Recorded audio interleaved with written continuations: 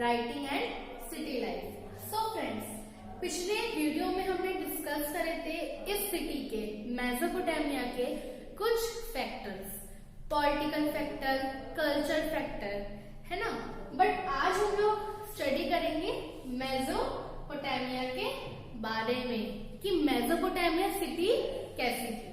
सो देखिए, writing and city life 7000 to 6000 BCE the agriculture begin, यानी कि एग्रीकल्चर की शुरुआत हुई उस सिटी में 7000 to 6000 BCE में। दूसरा, जो मेसोपोटामिया है ये दो रिवर के ऊपर से बनी हुई है, यानी दो रिवर के ऊपर मेसोपोटामिया है। पहला रिवर है द रिवर यूफ्रेट्स एंड दूसरा रिवर है द यूफ्रेट टिग्रिस। थर्ड, मेसोपोटामिया का फैक्टर है जो वहां का लैंड है, जो वहां की जमीन है, वो बहुत ही स्टीप ग्रास लैंड है, यानी कि बहुत पतली है, स्टीप है और बहुत सारी लैंड पे ग्रासेस है, घास है, हरा भरा लैंड है। तो देखिए, मेसोपोटामिया में एग्रीकल्चर शुरू हुआ 7000 से 6000 BCE में। मेसोपोटामिया दो रिवर के ऊपर सिटी बनी हुई है, यूफ्रेट्स एंड टिग्रिस। और जो वो लैंड है, मेसोपोटामिया की जो जमीन है किस टाइप की है, स्टीप ग्रासलैंड है, यानी कि पतली है और घास वाली है। सो देखिए, अगर उस टाइम पे एग्रीकल्चर शुरू हो चुका था तो यानी कि लैंड ऑफ डाइवर्स था। मेसोपोटामिया को कहा था लैंड ऑफ डाइवर्स था, यानी कि एग्रीकल्चर की शुरुआत ही मेसोपोटामिया सिटी से हुई थी। तो जहां पे एग्रीकल्चर होता हो तो उसको हम क्या कहेंगे, लैंड ऑफ डाइवर्स, क्योंकि लैंड का मतलब जमीन, डाइवर्स का मतलब बहुत सारी विशेषताएं, बहुत सारी अलग अलग चीजें। तो यानी कि जब आप एग्रीकल्चर की बात कर रहे हैं तो हमने लैंड ऑफ डाइवर्स को ही यूज क्यों करा, इसलिए यूज करा क्योंकि जब भी हम एग्रीकल्चर की बात करते हैं तो एग्रीकल्चर हमेशा एक वस्तु की खेती का नहीं होता है, यानी कि हम खेती करते हैं कई सारी चीजों की। हर देश में कई सारी चीजों की खेती होती है, ये नहीं होता कि एक चीज की खेती हुई और सिर्फ दूसरी चीज की खेती नहीं हुई। तो लैंड ऑफ डाइवर्स इसलिए यूज करा गया है मेसोपोटामिया के एग्रीकल्चर को डिनोट करने के लिए कि लैंड ऑफ डाइवर्स का मतलब है कि वहां का जो एग्रीकल्चर था वो डाइवर्स था, वहां पे अलग अलग तरीके की खाने की चीजों की खेती करी जाती थी। दूसरा, रिवर के नीचे पॉइंट लिखा हुआ है मैंने, वाटर रिसोर्सेज। अब आप एक चीज समझिए, ये यूफ्रेट्स रिवर है, ये टिग्रिस रिवर है, इन दोनों के ऊपर एक सिटी है मेसोपोटामिया। तो यानी कि दो रिवर के ऊपर की सिटी का मतलब क्या हुआ कि उस सिटी का जो वाटर रिसोर्स होगा वो बहुत ही अच्छा होगा, यानी कि उस सिटी में सबसे ज्यादा पाया जाने वाले रिसोर्स क्या होगा, वाटर रिसोर्स। यानी कि हम मेसोपोटामिया को कहेंगे एक वाटर रिसोर्स सिटी थी, क्योंकि वो तो पानी के ऊपर बन रही थी, तो जो दो रिवर के ऊपर जो बन रही थी तो वाटर की सप्लाई कितनी बेटर होगी, इस वजह से उसको वाटर रिसोर्स कहा गया। नेक्स्ट है हमारा स्टीप ग्रासलैंड, यानी कि जिस देश में, जिस जगह पे, जिस लैंड पे हरियाली होगी, हरे पेड़ पौधे होंगे, हरी घास होगी, उसको हम बोलेंगे रूरल प्रोस्पेरिटी। अब प्रोस्पेरिटी का मतलब होता है खुशी, फ्रेशनेस, अलग अलग ब्यूटीफुल चीजें, है ना। तो मेसोपोटामिया को कहा गया है कि कॉस्ट रूरल प्रोस्पेरिटी, यानी कि इन्होंने मेसोपोटामिया को 3 पार्ट्स में बता दिया कि कैसा था। एक तो उसको हम कहते थे land of diverse. Land of diverse क्यों कहते थे, क्योंकि एग्रीकल्चर बहुत सारी चीजों का होता था। वाटर रिसोर्स क्यों कहते थे मेसोपोटामिया को, क्योंकि उसमें वाटर की सप्लाई सबसे ज्यादा थी। और रूरल प्रोस्पेरिटी क्यों कहते थे, क्योंकि ग्रास था, और जहां पे हरियाली होगी वहां इंसान कितनी लंबी उम्र तक जिएगा, कितनी ज्यादा खुशहाली होगी, प्रोस्पेरिटी होगी, पॉजिटिविटी होगी इंसान के अंदर, वो पॉजिटिव सोचेगा और बीमारियों से मुक्त रहेगा, हेल्थ कॉन्शियस नहीं होगा ज्यादा, है ना, हेल्थ प्रॉब्लम से फ्री रहेगा।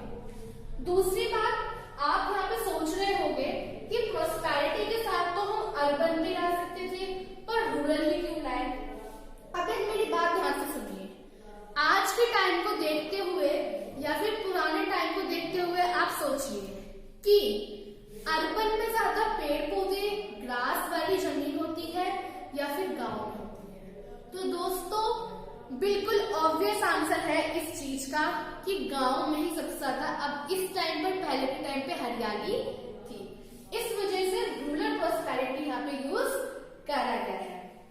तो हमने क्या पढ़ा कि मेसोपोटामिया को इन्होंने 3 टॉपिक्स में समझा दिया कि भाई Mesopotamia is the land of diverse, यानी उसका लैंड बहुत बड़ा है और उन लैंड पे हम बहुत सारी खेती कर सकते हैं और बहुत सारे अलग अलग चीजों की। दूसरा, वो वाटर रिसोर्स है, क्योंकि वो तो रिवर्स के ऊपर बना हुआ है, तो ऑब्वियस है कि उसकी वाटर की सप्लाई लोगों को कितनी अच्छी होगी, लोगों को पानी की कमी नहीं हो रही होगी। थर्ड है रूरल प्रोस्पेरिटी, क्यों? क्योंकि वहां पे हरियाली थी, ग्रास थी, ग्रास लैंड था, जो लैंड था उस पे घास थी, तो इस वजह से खुशहाली। ठीक है दोस्तों, नेक्स्ट हम मेसोपोटामिया की कुछ ज्योग्राफी के बारे में पढ़ेंगे। मेसोपोटामिया के ज्योग्राफी के बारे में पढ़ लेते हैं। देखिए, city life began in Mesopotamia. Mesopotamia ही पहली सिटी थी और शहर की शुरुआत ही मेसोपोटामिया से हुई थी। The word is derived from Greek word. ये जो मेसोपोटामिया वर्ड है ना, ये ग्रीक के वर्ड से डिराइव हुआ है, जो है मेसोस, यानी the word is derived from Greek word mesos, यानी कि मेसोपोटामिया एक ग्रीक के वर्ड से निकाला गया है जो है मेसोस, जिसका मतलब होता है मिडल। मेसोपोटामिया निकाला गया है ग्रीक के वर्ड मेसोस से, जिसका मतलब होता है मिडल, एंड पोटामिया निकाला गया है जिसका मतलब होता है रिवर। तो दोस्तों क्या समझ में आया कि भाई मेसो का मतलब तो हो गया, क्या हुआ मेसो का मतलब? मेसो का मतलब हुआ मिडल और पोटामिया का मतलब हुआ रिवर। तो यानी कि मैंने आपको क्या बताया था कि मेसोपोटामिया 2 रिवर के ऊपर बना हुआ है, तो वही सेम चीज इसके वर्ड का मतलब भी है कि मेसो का मतलब मिडल और पोटामिया का मतलब रिवर। तो यानी कि मेसोपोटामिया 2 रिवर के बीच का वर्ड है। मेसोपोटामिया उसको कहते हैं, उस सिटी को कहते हैं जो 2 रिवर के बीच में थी या 2 रिवर के ऊपर थी। ठीक है friends, next point, it is a flat land between the Euphrates and tigris river. ये एक फ्लैट चपटा लैंड है, किसके बीच में? कौन से river? River Euphrates and river tigris. That is now part of the Republic of Iraq, यानी कि इन 2 लैंड के बीच में मेसोपोटामिया है, पर आज ये किस नाम से जाने जाते हैं दोनों रिवर? उस टाइम पे तो इसी नाम से जाने जाते थे, मेसोपोटामिया के रिवर से जानते थे, पर आज इनको हम, आज की सिचुएशन की बात कर रही हूँ, आज इनको हम जानते हैं the part of Republic of Iraq, यानी कि ये इराक के रिपब्लिक के नाम से जाने जाते हैं। नेक्स्ट पॉइंट दोस्तों, in the north there is a stretch of upland called steep land. Mesopotamia के नॉर्थ में एक लैंड है जिसको हम बोलते हैं स्टीप लैंड, जो कि ग्रास लैंड था, जहां पर where animal herdings offer people better livelihood than agriculture. अब मेरी बात यहाँ पे ध्यान से सुनिएगा, आपको अपने आप ही समझ में आ जाएगा कि ये पॉइंट क्या समझाने जा रहा है। कहता है in the north there is a stretch of upland called steep land. Mesopotamia के नॉर्थ में एक लैंड है जिसको हम स्टीप लैंड कहते हैं, और स्टीप लैंड कौन सा लैंड है? ग्रास लैंड, जहाँ पे बहुत सारी ग्रास है। अब आपने एनिमल हर्डिंग का नाम तो सुना ही होगा, एनिमल्स को घास चराना, उनका पशुपालन करना, है ना, एनिमल हर्डिंग। तो जब ग्रास वाला लैंड था तो ऑब्वियसली वहां के लोग क्या काम करते होंगे, एनिमल हर्डिंग करते थे। एनिमल्स को पशुपालन करके उनको ग्रास को खिलाकर वो लोग अपनी जिंदगी को जीते थे। उनका लाइवलीहुड, उनको जीवन जीने की वजह ही एनिमल हर्डिंग थी। और एनिमल हर्डिंग फ्रेंड्स वहीं पे हो सकती है जहाँ पे बहुत सारी ग्रीनरी हो, घास हो। तो ये पॉइंट क्या कह रहा है, in the north there is a stretch of upland called steep land. North के साइड में एक लैंड था जिसको हम बोलते हैं स्टीप ग्रासलैंड, जहां पे लोग एनिमल हर्डिंग करके अपने जीवन को जीते थे और उस टाइम पे एग्रीकल्चर पे नहीं डिपेंड करते थे, एनिमल हर्डिंग पे डिपेंड करते थे जीवन जीने के लिए। नेक्स्ट टॉपिक है friends, soil was very fertile here.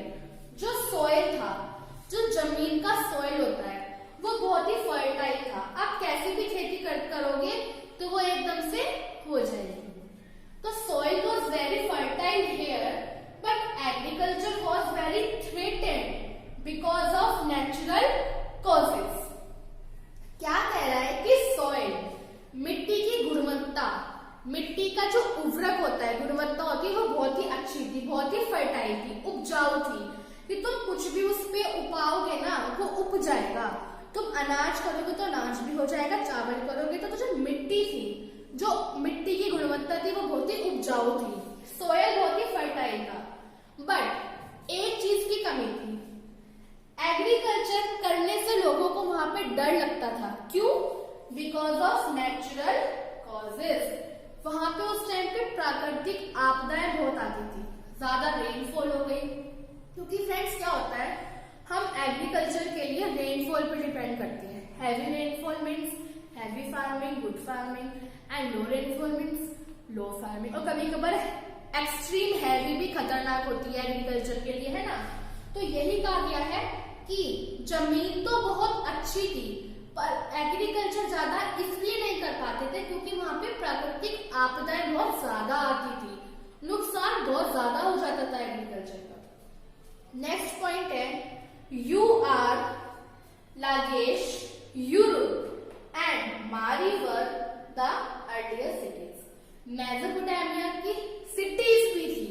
Mesopotamia खुद तो सिटी है और इसके साथ साथ कुछ ये सिटीज भी थी। कौन कौन सी? यूआर, लगाश, यूरोप एंड मारी। लास्ट पॉइंट है, the excavation work started in 150 year. Excavation का मतलब है खुदाई। एक्सकवेशन का मतलब होता है खुदाई, यानी ये पॉइंट कह रहा है कि खुदाई का काम पे 150 साल पहले से ही वहां पे शुरू हो रखा था, यानी कि मेसोपोटामिया में खुदाई का काम भी होता था। सो फ्रेंड्स, एक बार इसका जिस्ट कर लेते हैं, दोबारा से छोटे छोटे वे में समझ लेते हैं।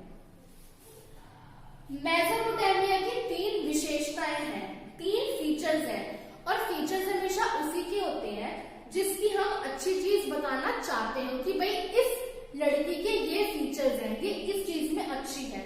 तो ऐसे ही मेसोपोटामिया के भी 3 फीचर थे।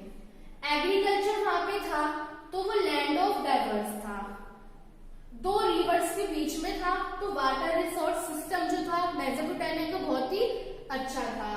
स्टीप ग्रासलैंड था, तो यानी कि रूरल प्रोस्पेरिटी, बहुत ही खुशहाली थी। दूसरा पॉइंट हमने क्या पढ़ा, मेसोपोटामिया का मतलब, यानी मेसोपोटामिया, मेसो को अलग कर दो, पोटामिया को अलग कर दो। मेसो का मतलब हो गया मिडल, बीच का, पोटामिया का मतलब हो गया रिवर, यानी कि नदी। तो मेसोपोटामिया का मतलब है, मेसोपोटामिया एक ऐसी सिटी थी जो 2 रिवर के बीच में बनी हुई थी। नेक्स्ट, ये बहुत ही फ्लैट लैंड था, यूफ्रेट्स और टिग्रिस रिवर के बीच का लैंड था, जो कि अब किसका पार्ट हो चुका है, the Republic of Iraq. Next, इसके नॉर्थ में एक लैंड था जो कि था स्टीप ग्रासलैंड, ठीक है, जहां पे एनिमल्स हर्डिंग होती थी। और एनिमल्स हर्डिंग इसलिए होती थी क्योंकि एग्रीकल्चर वहां पे इतना डेवलप नहीं था। नेक्स्ट हमारा है, soil was very fertile here. जो मिट्टी की गुणवत्ता थी वो बहुत ही फर्टाइल थी, वो बहुत ही उपजाऊ थी, मिट्टी बहुत अच्छी थी वहां की, बट एक कमी थी, वहां पे एग्रीकल्चर इसलिए नहीं कर पाते थे क्योंकि वहां पे प्राकृतिक आपदाएं भी बहुत ज्यादा वे में आती थी। लोग डरते थे फिर एग्रीकल्चर करने से। और इसकी कुछ और, इसके साथ साथ कुछ और सिटीज भी बताई गई है, जैसे कि एक थी गुआर, लगाश, यूरोप एंड मारी, कुछ अर्लियर सिटीज थी। लास्ट पॉइंट था द एक्सकवेशन वर्क, यानी कि खुदाई का काम भी मेसोपोटामिया में करा जाता था। फ्रेंड्स, ये पॉइंट बिल्कुल बहुत ही इंपॉर्टेंट है। ये मेसोपोटामिया के बारे में बताते हैं कि पहले के जमाने की सिटी कैसी